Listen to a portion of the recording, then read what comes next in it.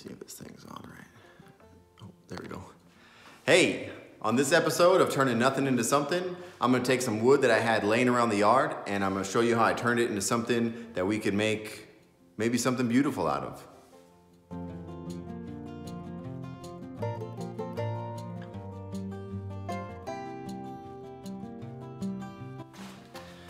All right, so I got this wood right here. I had it laying around the yard for a long time.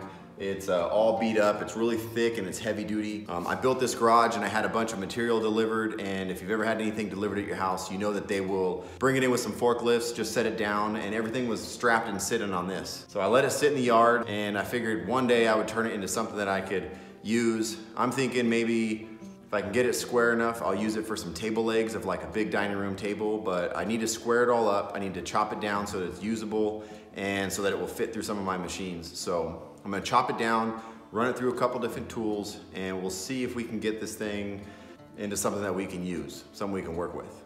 So let's start with chopping it up. You can see here, the wood has a pretty good little bow in it. It also has a little bit of a crown. You can see there, the other one's pretty straight. I've decided to cut these into about 40 inch pieces. And by doing that, I'll be able to chop it up and have a little bit less of a bend in each piece. And then I'll be able to mill each one, get a nice clean square surface to start with. And we'll try to chop it all down to about 40 inches each. So let's go ahead and do that. So the first thing to do was chop it all down to size with the miter saw. This is pretty easy work with the 12-inch miter saw. It's good to have that big blade and the radial arm to be able to cut through these large pieces of wood.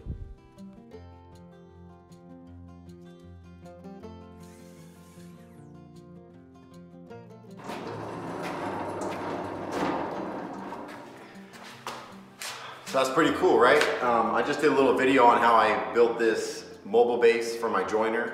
So check that video out too, but it's super convenient. But anyways, I'm gonna run everything through the jointer now, and I'm gonna try to get at least one square flat surface to work with, and then I'll take that surface and run it up along the fence here and get another square surface. And then from that point forward, I'm gonna see if either I'm gonna continue on this, run it through the planer, or maybe I'll run it through the table saw. So, but I gotta get at least one square surface first and get some of that bend or something out of it. This wood is really rough, so we'll see how this goes. It should fit on this. It's about 5.5 or 6 inches, so it should fit. Another thing real quick to make sure is that there's no nails or metal in your wood. If you're gonna be using reclaimed wood and you're gonna run it through any machines or any saws, make sure there's no metal or nails in it. It will eat your machines up, it will kill your blades. So just run over it real quick, pull any metal that might be in it out as best you can before you run it through your tools. Just a little bit of advice. Otherwise, you're gonna eat up your blades and you might even damage your machine. So make sure you're running clean wood.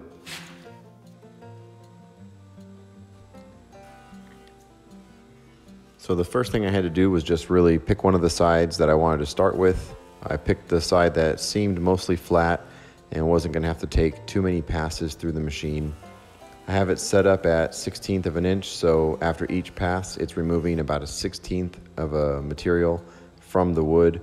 And you can see after each pass, it starts to really clean up the surface. And after a few more passes, I'll be able to get that fresh, flat surface all the way to the end of the piece. And I just want to make sure that I have something nice and flat to be able to then turn up against the fence and create a perfect 90-degree angle. So after passing it through, I felt like I had enough of it clean. I then took that flat surface and put it up against the fence, and this starts to create that 90-degree angle. I know that it's 90 degrees because I've calibrated the machine and keep it set at 90 degrees. You can set these machines up at different angles and run material through if you have anything special, but usually they're set up at 90 degrees because this is what you're most commonly using it for, is to create these 90-degree angles for projects that you might be making, or to really just get this material ready to run through other machines, just like what I'm doing in this case.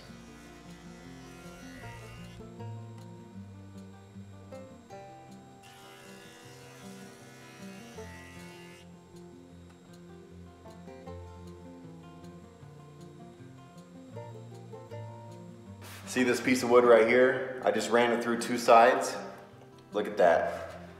See how that's nice and square? Perfect. This would be really cool. It's got a little bit here on the edges still.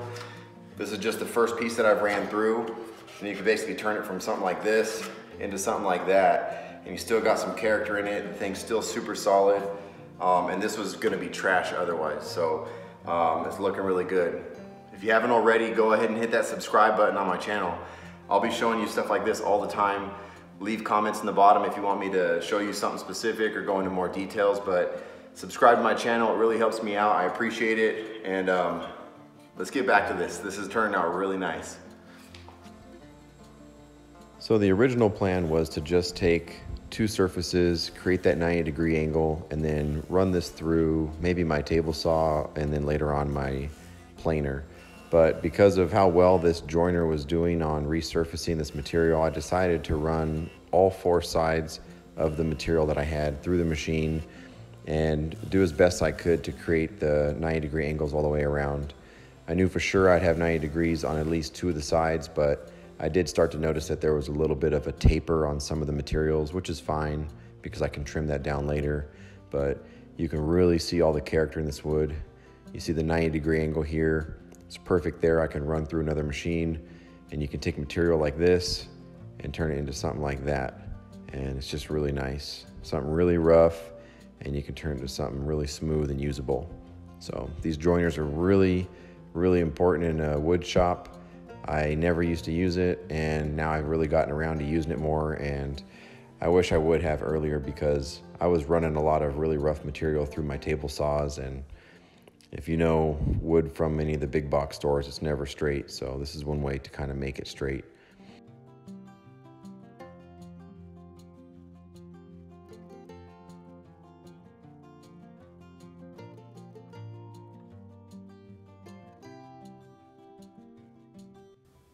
And here's the finished product, guys. Can't believe this stuff came from that old bent two beams that I had out in the yard. You can see here where I marked 90 degrees on some of them. I know where my two perfect 90-degree edges are. And then I went ahead and just surfaced the other two sides on the joiner, but that's not gonna give me a perfect square taper all the way down. So I made sure I marked my two good edges that I ran. I know these two are perfectly 90 degrees. The rest of them I'll be able to run through either a planer or a table saw, and I can, cut them to width, square them up a little bit. But man, you can't really, you can kind of see it here in the camera, but there's so much character left in the wood. I left a little bit of the saw marks on some of them because the surface was mostly plain. But again, I still got that 90-degree surface there. Those are really clean. Can't wait to put this into something. What do you guys think? A 3-legged table? A 6-legged table? I got two 4x4s and two 4x6s. I'm gonna have to figure something out, but now I can actually do something with this wood. Man, I can't believe that I was able to take that old wood and turn it into something like this. It's definitely gonna be really easy to use as a table leg. I'm gonna do probably a rustic table for our dining room. I sold our other table because I bought it at a store, and if I can build something, I'd rather have something that I made in our house. So these are probably gonna go into our new dining room table. The wife is gonna be excited about that. But man, look at this. You can still see the saw marks on there. I'm probably gonna leave some of it in there as much as I can. I'll probably square these up a little bit more, but for now they look really good and I'm definitely gonna be able to use them. So I took nothing and I turned it into something just like I promised. All you need is a joiner, which I understand not everybody can get, but a couple years ago I spent a little bit of money to get that, and I'm actually starting to use it now, and man, it's gonna start paying for itself probably 2 times over after I build this table. If you guys like the video, go ahead and hit that like button, hit the subscribe if you haven't already. I'm gonna have some more videos about building this table in the future, so keep an eye out for that, and in the meantime, I'll see you on the next build.